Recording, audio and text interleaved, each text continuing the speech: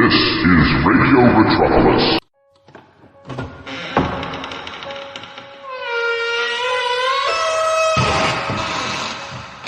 Welcome to the Inner Sanctum radio podcast here on Radio Metropolis. This episode, before we get into it, takes a little bit of active listening due to its less than ideal quality, but I hope you enjoy this next episode about two guys driving across the desert who pick up three hitchhikers who turn out to be escaped Nazi prisoners. Don't miss this one. It's called Desert Death from January 9th, 1945, here on Radio Metropolis.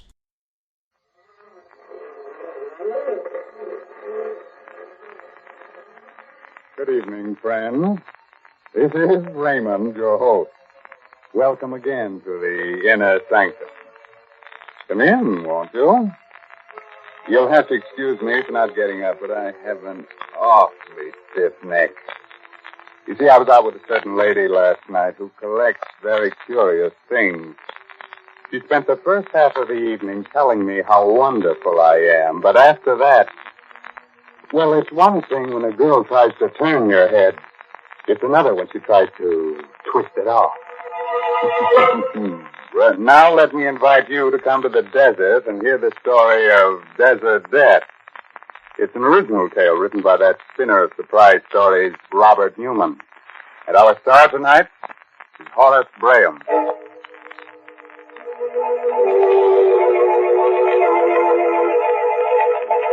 The desert, eerie and mysterious at sundown. The sun sinking slowly in a purple haze. The cactus casting long and weirdly twisting shadows. The hot wind still. Silence over all. Driving fast, a dusty car comes on a narrow desert road. At the wheel is Dan Darrell, a rancher. Next to him is his Indian friend, Toby Priest. Still worrying, Toby? Stop teasing me, Dan. You know I never did worry. I just told you what my people used to think it meant. Used to think? Didn't you say we ought to postpone our trip into town today? I did. And when did you say it? Right after you saw them. 3 vultures flying together toward the sunset. That means 3 days. A bad omen for a journey. Hey, look. I see him. What's the man doing out here in the middle of nowhere on foot? Anything the matter, stranger? Need any help? You're very kind. Our car broke down and, well, we were in a bit of a spot. Didn't know whether anyone would be likely to come along here or not. We? Oh, I didn't see your friend. Well, come in. We're going to Palo Verde. We're glad to take you that far. Well, that's very decent of you. Thanks. My name is Darrell, Dan Darrell. This is Toby Priest. Well, I'm very happy to know you. I'm Richard. This is Brennan and Smith. How do you do? Howdy. You're British, ain't you? Why, yes. Clever of you to spot it. We're on our way out to the coast. One of those hush-hush missions. That's why it's so important we get into town. Oh, sure. Which way'd you come? Medicine Creek or Route 12? Why, Medicine Creek. It sounded more scenic.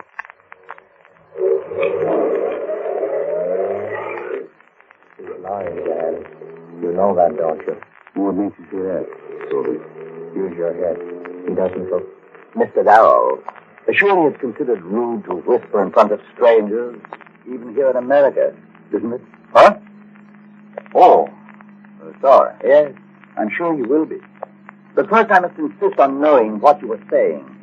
Insist? What you mean, insist? This is my car and this is I know. A free country. But this is a gun. That's why I can insist. And now, will you tell me what you were saying? I was saying it, so I'll tell you. I said you were lying, that you weren't British at all. No? And then who are we? I think that you're Nazi prisoners who escaped from that camp up near Post City. Oh? And what makes you think that? First, none of your clothes fit you, so they're obviously not yours. Second, you said your car broke down, but there wasn't any car around. Third, you said you came by way of Medicine Creek, and that road's closed. All right. Stop the car and let us get it over with. You mean shoot them? Not so quick, Bernard. We can use them for a while yet. At least one of them. What the devil do you mean? Of course, your Indian friend is right. Very clever, too. But since I have a gun, you will take orders from me. Our first need is water. You have any in the car? No. And then we will have to find some. Yeah? Where'd you expect to find water in the desert? I told you we were Nazis, Darrow. I did not tell you that we were Rommel's men from the Africa Corps. That means we know the desert, any desert, better than anyone on Earth. Those hills off there to the left. Take the left-hand road at that fork there and head toward them. But do as I say.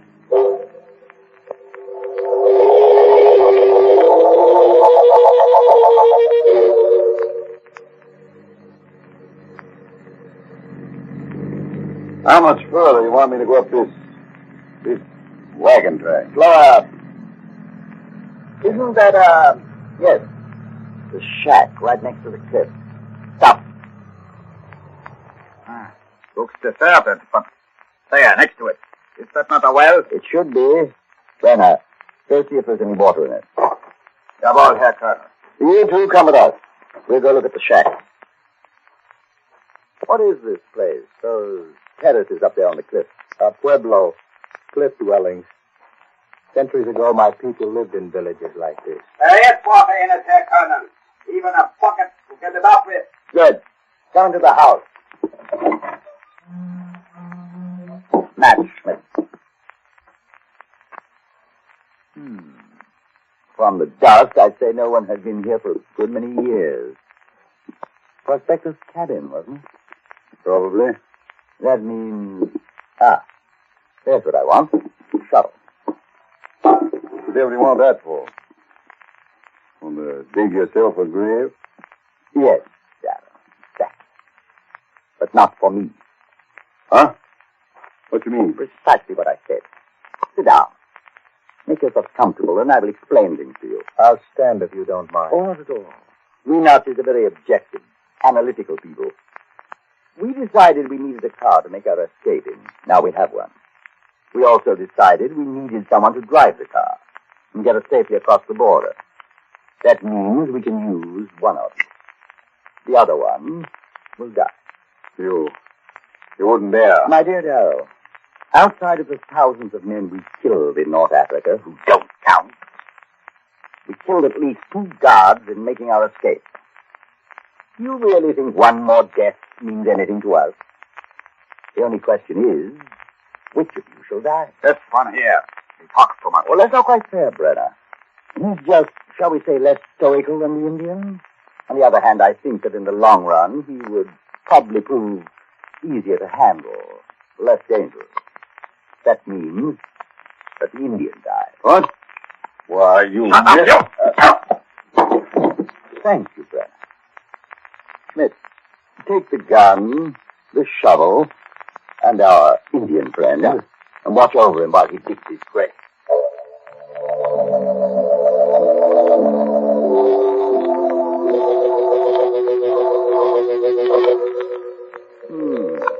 Very nice. Very nice indeed. Of course, I personally would prefer a deeper grave, but that's up to you. The depth is not important. The only thing that matters is that it faces west. That's why I dug it with the head against the cliff. An old tribal custom. Very interesting. Similar to the Egyptians. But of course, they believed in a life after death. My people believe in a life after death also, Colonel. And in this case, I think I can promise that I will not rest easy in my grave. Oh, I'm sorry to hear that. Hear this, too, men from across the seas. Men with death in your hearts. For the evil you would do, evil will follow you like a hungry wolf. What is that? What he just mentioned. A wolf. Though you bury me deep, the earth will not hide me till you have paid for your crimes. Here where you have killed, here too will you die. Now, Herr Colonel. Yes, Brenner. Oh, you can't, you. Very good, Smith. I'll take the gun now. fill in the grave, then meet us back at the cabin.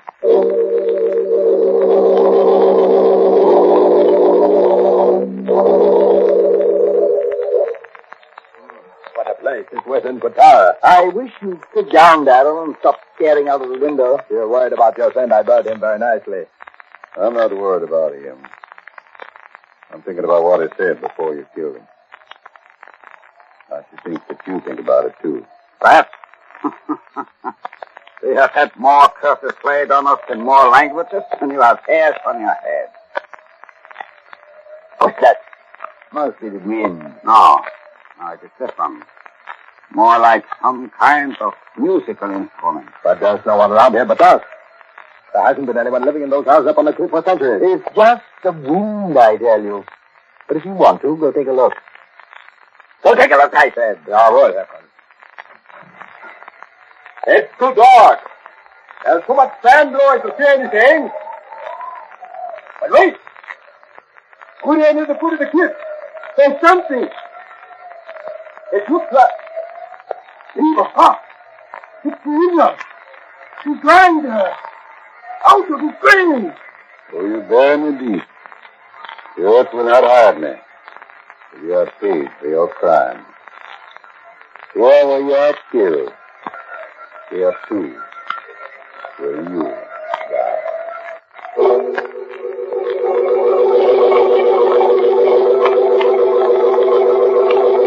Just a moment later now.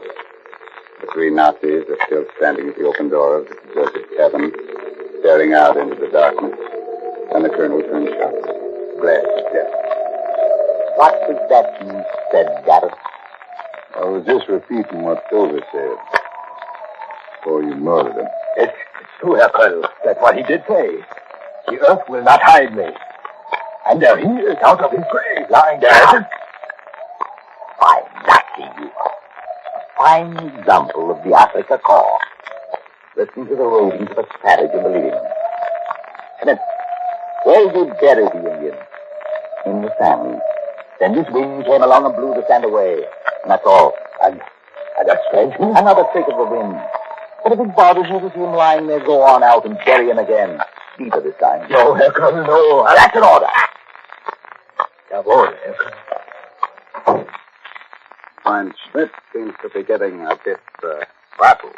That's why I sent him out there. Nothing like facing a fear to overcome it.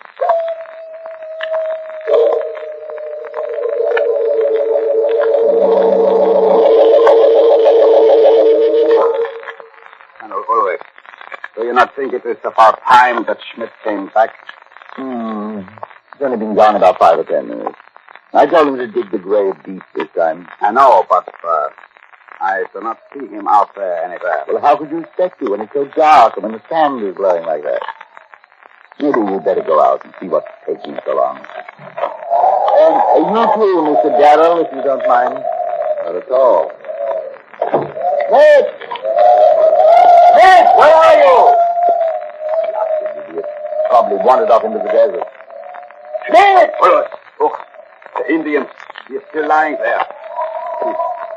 He never did bury him. That means Schmidt never even got over there.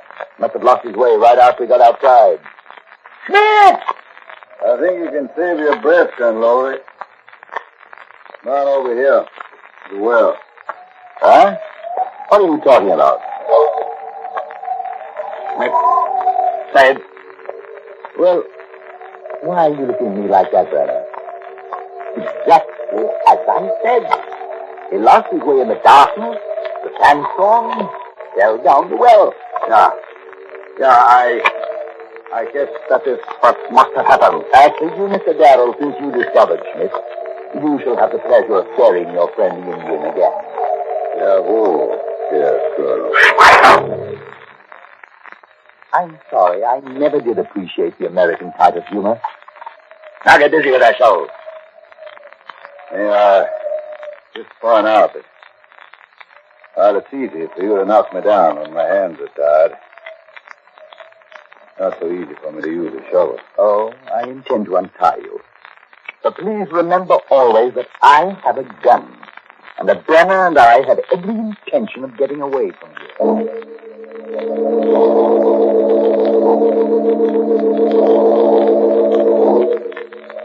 I'm happy to see that you've stopped pacing the floor and looking out the window, Mr. Darrow. That means you've stopped expecting something miraculous to happen to Bruce Baby. Is that what you think it means? Frankly, no. In fact, I think it's just the opposite. You're looking much more cheerful than before. You're thinking one of them is dead. Now it could be that much easier to get away. It really pains me to disillusion you. Schmidt was a sergeant. A fool. I can assure you that neither Brenner nor myself are going to be bothered by strange noises or tricks of the wind. Right, Brenner? Of course not, Colonel. Good. And now, if we're to make an early start, I think we should get some rest. Brenner, you take the first watch and wake me at midnight. I advise you to get some rest, too, Darrow. Maybe you'll be able to dream of some way of escaping. Thanks. But I'm not sleeping. You wish. Good night. What a character. He was one of the best soldiers in the Africa Corps. Yeah?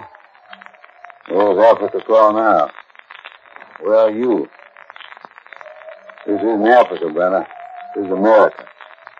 This is a part of America where strange things happen. Things that even the Indians can't explain. Indians. Ignorant savages. The devilish music again. Where does it come from? I thought you said it was the wind. Or was it always to say that? Must be the wind. It must. Bury me deep. The earth will not hide me till you pay for your crimes. What is that? That was what Tova said just before you killed him. Schmidt was first, Brenner. You will be next. I'm waiting, Brenner. Waiting. You heard that, Tova? Yeah. I heard it. You're lying. You're lying, I say. You're just trying to frighten me. What? Who's trying to frighten you? What's going on? It is nothing here, Colonel. Just that music again. For a moment it sounded as if someone was calling my name. Someone was calling your name, Brenner. A dead man. You know you heard it. Sure. There it is again. You hear it? Just that same noise, the wind. Look, Bulge. Look. That Indian is out of his grave again. How can you tell? It's too dark to see. But I know he is. I know it. I'm very disappointed in you, Brenner. You're losing your grip. Slipping. I'm sorry, Herr Colonel. It is just displaced, the nervous tension, the waiting. Just being sorry isn't enough. Fear is a weakness. As much of a weakness as pity. You know that as Nazis we cannot tolerate either one. And you also know what you must do, don't you? No, Herr Colonel. No. You must face your fear and overcome it. You must go out there and prove to yourself that you are not afraid. That you've just been imagining things the way Schmidt did. But Schmidt was a fool, and he had an accident. You are an officer, and you will not have an accident. Now go ahead and convince yourself that this is all nonsense. Jawohl, Herr Colonel. But leave the gun with me. What's out there is imaginary, but Mr. Darrell is very real. If I didn't have a gun, he might get ideas. Jawohl, Herr Colonel. Here. We'll be back in a few minutes. You're looking at me very strangely, Mr. Darrow. Perhaps now you're starting to understand the fiber of the Nazi character. And perhaps now you're beginning to realize why you can never win this war. Because we allow nothing to defeat us or stand in our way. Any sign of weakness is ruthlessly stamped out. Hey, God, what's that? Sounded to me like Brenner. Outside, quick. And don't try to get away or I'll shoot you down in your tracks. Okay.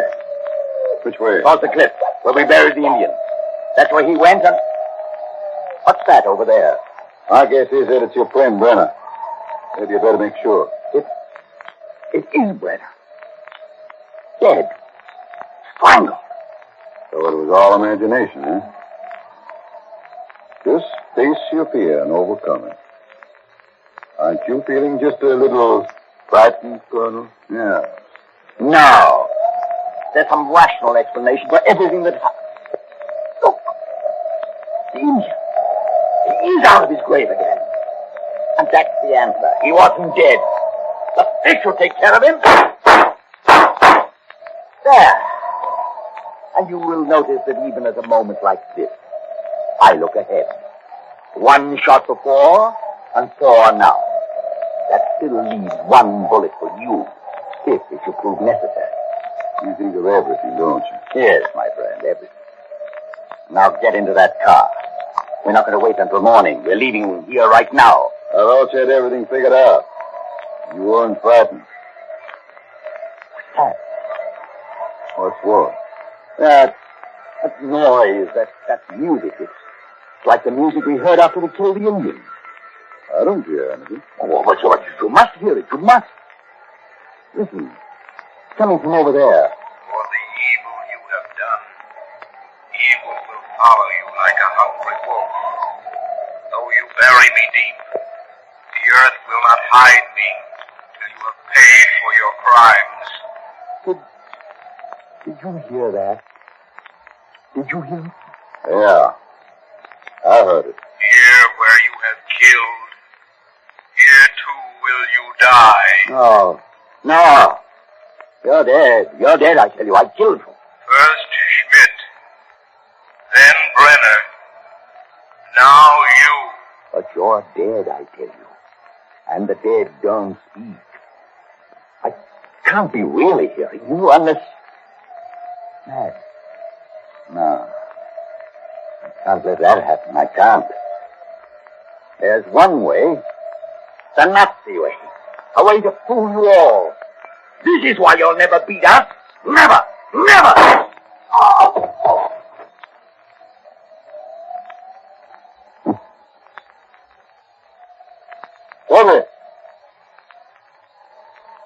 Toby! Where are you? Over here. To the foot of the cliff. Are you all right? That first bullet creased my head. I was already dropping by the time he fired. Outside of that, I'm all right. Figured that was what had happened. And Schmidt went down the well. I knew it was an accident. I was pretty happy that it was you that buried me the second time. That you put my face against the cliff. Left a hole for me to breathe. The first time, well, it was pretty tough until the wind blew the sand off. Yeah, but what about when he shot you again? That ungodly music. It wasn't me who shot that second time. It was Schmidt. I pulled his body out of the well. I figured that in the dark, no one would be able to tell the difference. As for the music, that's why I dug the grave here. You see these holes here in that cliff? My people drilled them centuries ago. The wind blows through them. Makes weird music. This bottom hole was blocked up, but I opened it while I was digging the grave. Talking of graves, there's 3 of them we should be digging right now. Just one more thing I'd like to ask you, Toby. What's that? What you said this morning. Those 3 buzzards flying together toward the west. Does it really mean 3 days? There were 3 Debs. Weren't there, Dan?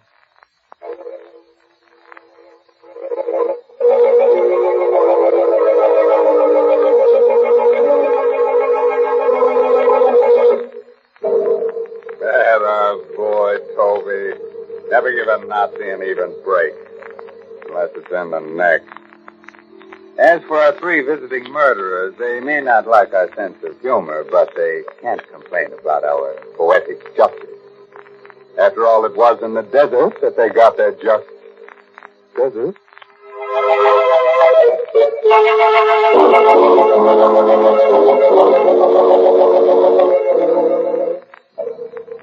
We must have a word of advice. Here it is. If you should wake up one of these nights in a cold sweat, convinced that there's something or someone in your room, and if, when you look toward the window, you should see a strange figure silhouetted in the moonlight, Then pull the blankets up over your head and don't look out again. It'll be one of our 3 friends from tonight's story. One of the Africa corpses. Good night. Pleasant dreams.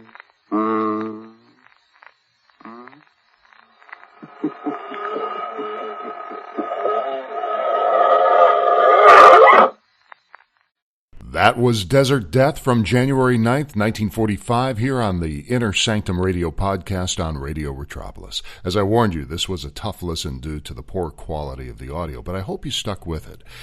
In January of 1945, just to give you a little bit of background of the time of this particular broadcast, when this show aired, the last gasp of Nazi aggression was being felt across Europe. The Battle of the Bulge, for example, began a few weeks earlier on December 16th, 1944, and it was the last major German offensive campaign that was intended to stop Allied use of the Belgian port of Antwerp. And it allowed the Germans to surround and destroy 4 Allied armies. It took the Allies completely by surprise, and it forced the Allies to accept a peace treaty that Hitler devised, which heavily favored the Axis power. And that would be the final nail in the coffin for the Allies, as Hitler believed, so he could fully concentrate on the Soviets once accomplished. That's what was going through his head. It was not good for the Americans, as they suffered tremendous casualties, surpassing any previous operation during the war. I think it was the second highest suffering of casualties. But although the Germans came out ahead in the battle, it was at a very high cost, and it severely and permanently depleted their forces. You know the saying, you may have won the battle, but you lost the war? Well, here it was. They won that particular day, but they didn't quite win the whole battle either. As this broadcast was being heard on January 9th, the Nazis were still operating on the position of strength, and there was a fear of Nazis infiltrating American soil. That was the big fear. This episode only enhanced those fears, but this offensive that nearly wiped out the Nazis, it ended up being the trigger to their rapid downfall. By January 15th, just a week after this broadcast, Hitler and his companion Eva Braun are firmly planted in their bunker, which is where they would remain for the next 3 months until their deaths on April 30th of 1945 by suicide. Ironically, FDR would win a 4th term this month, only to die himself on April 12th, 1945, before Hitler. And his vice president, Harry S. Truman, becomes president. On January 25th, the Allies officially win the Battle of the Bulge. So that's what I'm saying. They may have won, the Nazis may have won that battle that day, but the Allies ended up winning the entire battle on January 25th. 1945. The Nazis continue to suffer significant defeats over the next 2 months, and Hitler's stability, I'm talking about his mental stability as a leader, gets shakier and shakier, and he's less coherent. He's growing crazier, and his generals know that, and there's a growing defiance within about who will take over, and Hitler wasn't having any of it. So this inner fighting just escalated their downfall even more. And then finally Hitler realized there was no way out except by his own hand. I mostly like this episode because of the Nazi arrogance and the spiritual Indian culture, the American Indian culture I'm talking about. I was, however, disappointed in the end that it turned out that there was no mystical or spiritual things going on at all. It was all diversion and really good luck that the Nazis were a bad shot and didn't kill the Indian point blank. I'm not sure how he missed, nor am I sure how they didn't know that the Indian was still alive. That seems a bit hokey for such a great start. But still, a good episode. And that'll do it for us tonight. That was Desert Death from January 9th, 1945, here on the Inner Sanctum radio podcast on Radio Retropolis.